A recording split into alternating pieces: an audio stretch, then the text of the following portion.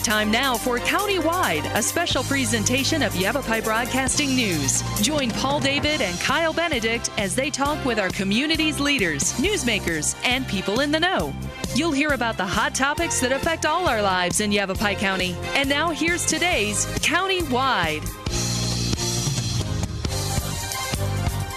Welcome to Countywide. I'm Kyle Benedict. Today we're talking about the 2010 Schultz fire area, the burn area, the flood area, and what brought this up is I got a press release about a week and a half, 2 weeks ago, regarding two flood mitigation projects that are taking place in the flood area, the Schultz flood area. And as a lot of people know, the 2010 fire burned 15,000 acres there, and it was just devastating. After the fire was out with the monsoon rains and whatnot, was just devastating to the communities in that area. And I'm joined today with Engineering Division Manager for Coconino County Public Works, Dustin Woodman. He's here today to talk about some of these projects. Dustin, thank you for making the trip down here. Thanks for the invitation. So, how long have you been with Public Works? Let's just start out with a little bit of your background. Sure. I've worked for the county for just over 10 years now, and I've been with Public Works for about 5, really since the Schultz fire and the flooding. I was invited to join the Public Works team to help try to figure out how we might recover from the Schultz fire and the subsequent flooding. Now, Engineering Division Manager, that's your title. Correct. What does that mean exactly? So I manage the engineering group for Coconino County Public Works, and in general, we're responsible for the design and construction of all of the county's capital improvement projects, so both for roads and for the flood control district. So obviously we're here talking about the two major projects that you guys have going on here. Work's been taking place over the last couple of years since the again June 20th, 2010 was when this fire was touched off. Right. Burned 15,000 acres around there. Northeast of Flagstaff, correct? On the peaks? Yes. Yep, on the eastern side of the San Francisco peaks. Okay. Can you explain that area for some people who maybe aren't too familiar with that area where that fire was? Sure. So the San Francisco peaks are the big mountains just to the north of Flagstaff. It's an old volcano. The highest point in Arizona is Humphreys Peak, 12,633 feet or so. Very steep mountain with 5,000 to 6,000 feet of elevation change from the base to the top.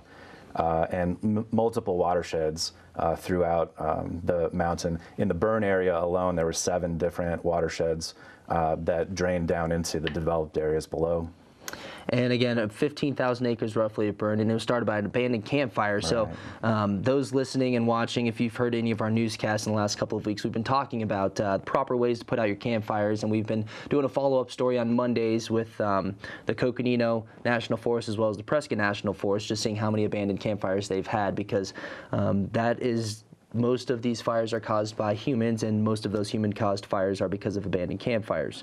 Right. So where the fire was burning, that with the communities that are around there in that kind of area, where was the fire situated versus these communities? So the fire was started in Schultz Pass, which is a low point between Mount Eldon and the San Francisco peaks.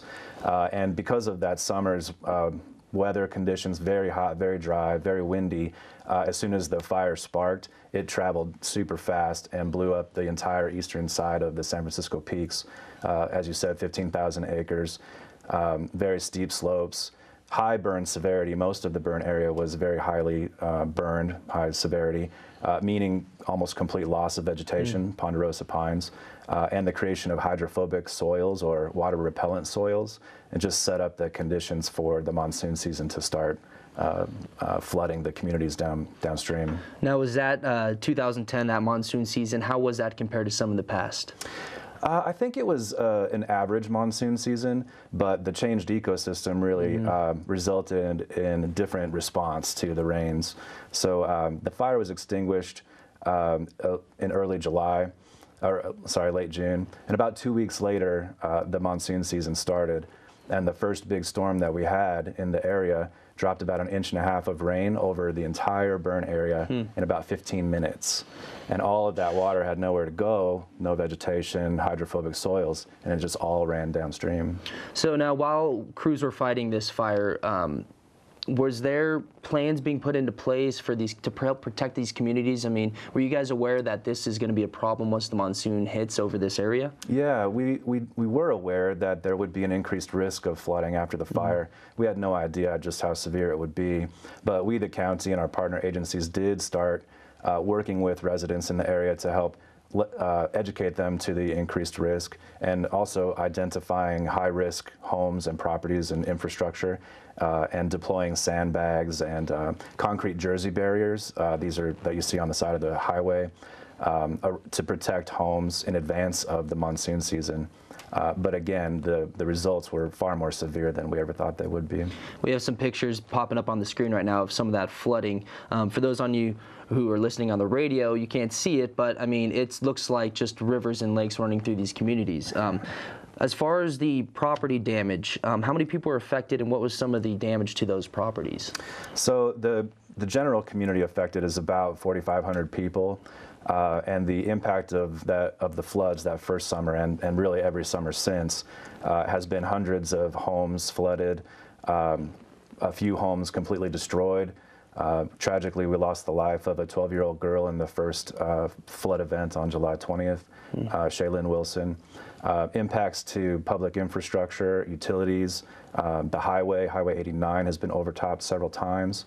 Floodwaters entering through the gates of the regional landfill, which is scary, a scary thought. And then the floodwaters actually ponding in the low-lying community of Doney Park, which is on the eastern side of the highway from the mountain, and sitting around homes for a week or two, 3 feet of water just sitting around homes.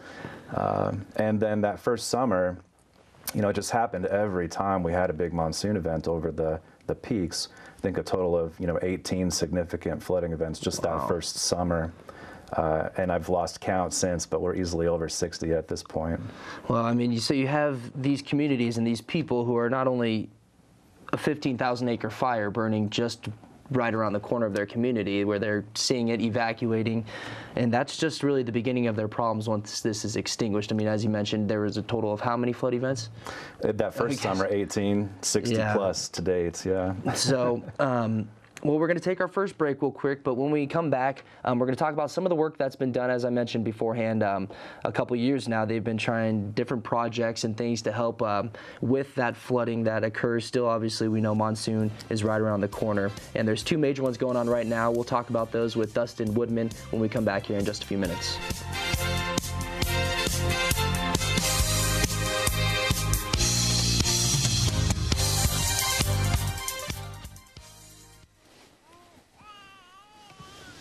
So they say it's a man's world?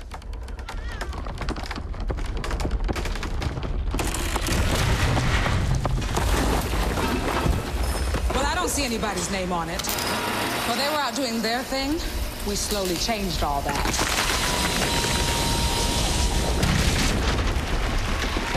We changed all that.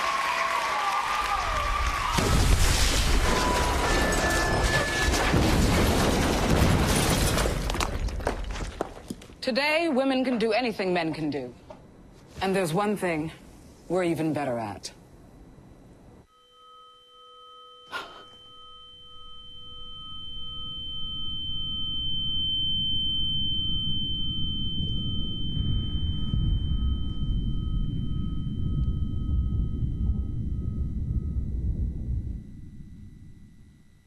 Pretty much a good day for me would be people leaving their hands off of me.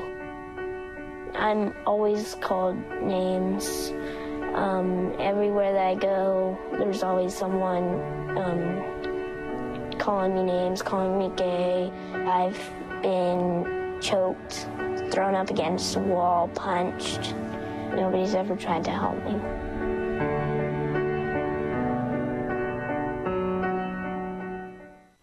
Did you know kids who play outdoors have healthier lungs? Totally. Did you know that boys that play with dolls make better husbands? My son has lots of dolls. But did you know terry cloth diapers breathe better? I did. It's totally true. Oh, yeah. Did you guys know statistically friendly kids have more friends? Yeah. That's obvious. Did you know most people think they're using the right car seat for their kid, but they're not? Parents who really know it all know for sure that their child is in the right seat. Visit safercar.gov/the-right-seat to make sure your child is protected.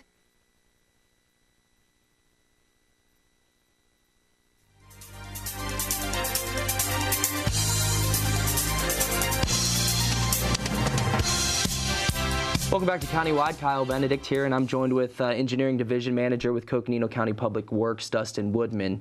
For more information, you can go, a good phone number is 928-679-8300. Also, they have a ton of information on the website, coconino.az.gov/Schultz flood information. We've talked about some of the issues, obviously, that they had. 15,000 acres burned, pretty much wiped out that entire area, had multiple monsoon events, just dumping rain on that area, causing flooding to the communities around it. What is some of the work that has been done up to this point? So after we recovered from that first summer of just all hands on deck response, we started thinking about what is this going to mean for us in the community for the long term, and we did a bunch of scientific analysis of the new hydrology and the hydraulics of the area, and realized that this is going to be a big problem for us in the community for the long term. Lots more water coming every time it rains. So we started thinking about what we might be able to do to help reduce some of that risk and the need for response. And we came up with this really integrated approach with our consulting engineers and partner agencies like the Forest Service and the Natural Resources Conservation Service and FEMA, of an integrated approach to actually advance the healing of the watersheds on the forest within the burn area and constructing conveyances or mitigation channels and things like that down through the neighborhood to help convey that flow more safely and predictably through the neighborhood and reduce those risks. And the real game changer was this work on the forest that's really innovative, hasn't been done in very many other areas in the country, where the watersheds had become so degraded as a result of the fire and the flooding. They were just transporting all of this water and all of this sediment down into the community really very quickly.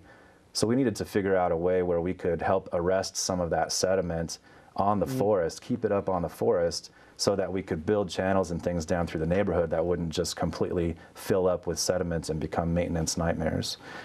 So it's a really innovative approach of restoring these alluvial fans that had become really deeply incised as a result of the flooding, restoring them and their grades so that when the floodwaters would go across these alluvial fans, they would slow down, spread out, drop their sediments, and then by the time the flows entered the neighborhood, they'd have a lot less sediment with it, and then could be conveyed down through the neighborhood more safely.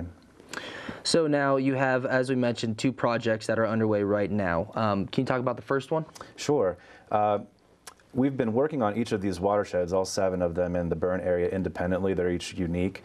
We've completed projects in 4 of those, and they've been very, very effective. In fact, in the 4 watersheds where we have completed our projects, we haven't seen any water come off of the forest, which is really incredible. So we're working on the 5th watershed right now, which is the South Paintbrush watershed. And it's a series of watershed restoration measures on the forest and conveyance through the neighborhood via channels and in some cases underground storm drain. And then also a detention basin facility by the highway to help protect the highway. So South Paintbrush, is that the neighborhood, the name of the neighborhood? It's actually the name of the watershed. Oh, okay. And it's the southernmost one in the burn area. And there's also a North Paintbrush, which is the distinction. But Now, when is that project supposed to be completed? It should be completed before the rains come this season. Okay. That's our goal, is to have all these projects done by the time the rainy season starts. So then you can kind of monitor them and just see how everything and make improvements based off of what happens from there. Right. Now, the second project, the Copeland Detention Basin project, as you mentioned, helps kind of keep water off of the highway right there. Exactly what is being done for that? So it's a large project on an 80-acre parcel adjacent to the highway, and it's really designed to help protect the highway from overtopping and degradation and the risk of flooding. There are 2 detention basins and a couple of sediment basins to help collect some of that sediment that's coming off of the mountain, and revegetation of the entire site once it's completed. And the long-term vision for that site is not just to protect the highway and provide some flood control, but also in the long term to provide an open space opportunity for the community. So did these communities have any issues with flooding beforehand, before this fire? Not really. I think, maybe some localized flooding from very intense monsoon storms, but nothing on the scale of what we've seen after the fire. Our modeling predicted that flows would be, 8 to 10 times greater than they were before the fire, and that's certainly what we've seen. So is this, are you hoping that these two projects, once they're complete, that this is pretty much all the work that is going to need to be done in that area? These are the last two projects, the last two major projects that we have planned. There may be some smaller things that we'll do moving forward, working with individual property owners as needed. But the projects work very, very well, better than expected, in fact, and the community is recovering in a very great way. It's awesome to see that. But the projects don't reduce all risks. There is still going to be a risk of flooding out there for the long term.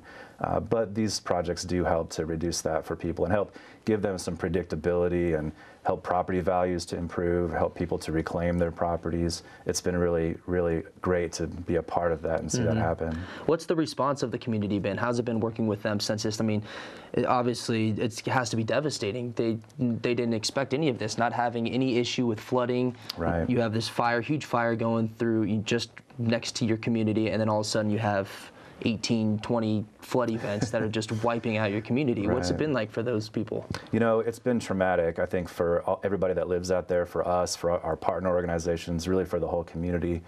And I think after the first couple of years of, not knowing what we could do to help, and, all these significant impacts recurring, folks stopped trying to find someone to blame and started to work together to figure out how we could get past this. So it's been really great. We know most people out there by their first names at this point, but it's been really great working with folks on solutions. The community has been a part of the design phase of all these projects.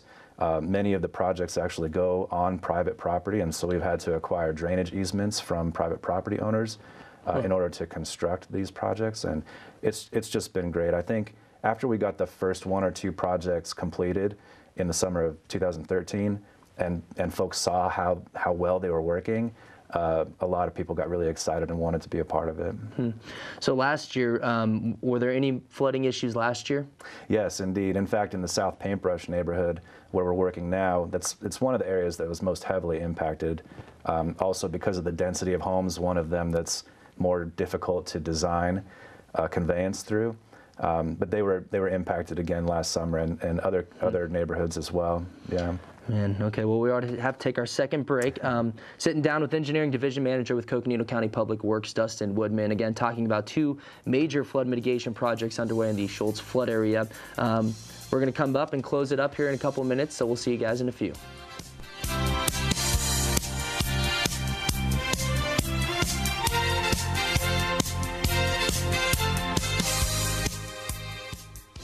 Cinderella found the pet that fits her perfectly. Tiana gave her pet the royal treatment. Belle found beauty where no one else did. And you can too. Share your heart. Share your love. Bring home your forever friend. Make a shelter pet part of your world. Happily Ever After begins at theshelterpetproject.org.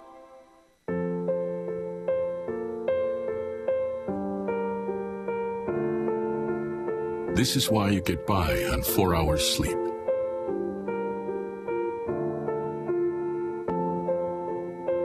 Why you took a second job. This is why you taught yourself how to fix the plumbing. And spend hours juggling the bills.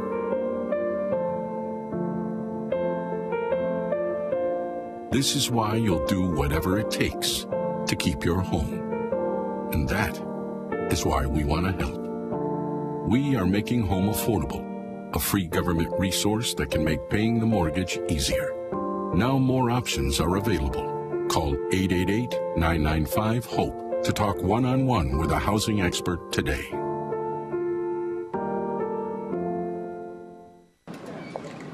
Hi, may I please have an application? Thank you.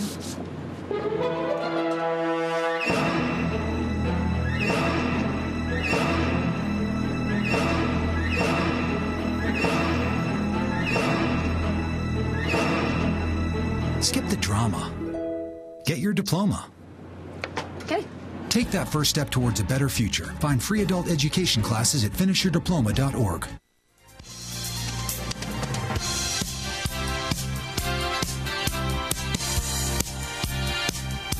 Welcome back to Countywide. Kyle Benedict here with Dustin Woodman, who's Engineering Division Manager with Coconino County Public Works. Real quick, we have a couple minutes left in the program. Phone number again, 679-8300, or you can also visit the county's website at coconino.az.gov, and then the Schultz flood information page is on there with a ton of great information to follow up on. So, Dustin, a lot of work being done here, and it sounds like a lot of things you don't really hear too much about with recovery after fires. Is this recovery model being looked at throughout the country? Is it being mimicked in other places, or because it seems like it's really kind of a revolutionary model? Indeed. One of the first things we did in trying to figure out what we might be able to do to reduce the risks is visit other communities who are working on recovery from fire and flood. We learned a lot from their experience and then built upon it. There are groups of people in Colorado, for example, doing similar work to what we are doing in the watershed restoration, and we learned a lot about that from those folks and really built on it, improved upon it. And I think that what we have accomplished could serve as a model for other communities to use in recovery from wildfire and post-wildfire impacts. It's pretty innovative, and I think as the risk of fire increases in the Intermountain West, we're going to see more of that. And we're certainly happy to share our experiences and lessons learned and successes with other communities who might be facing similar things. As far as the recovery in the burn area, what's that looking like? It's looking really, really nice. The Forest Service has done a lot of replanting of ponderosa pine saplings via volunteers. They've done other revegetation and mulching work up on the burn area. The problem is the really steep slopes with the loss of soil and the very steep nature of the slopes. Some of those areas may never recover, certainly not in our lifetimes. But the recovery is looking good. Good in some places, not as good in others. But we're happy to see that, and that helps with our projects as well. So here in the future, once you have these two projects that are underway right now completed, just from here forward, are you just going to be monitoring it? Is there any other minor projects that are going on? There may be some other minor projects, but mostly monitoring and making sure things, stay working and functioning.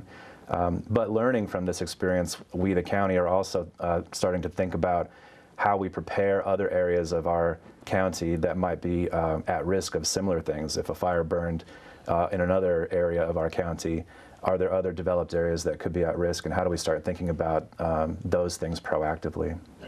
Okay, great. Well, thank you so much for coming down again, making the trip down from Flagstaff. Thank you. Once again, a website again, coconino.az.gov/Schultz flood information. It recaps the Schultz fire and just all the work that's been going on over the past couple of years. And the phone number again, 928-679-8300. That's going to do it for our show today. Stay with us. We'll see you guys next time.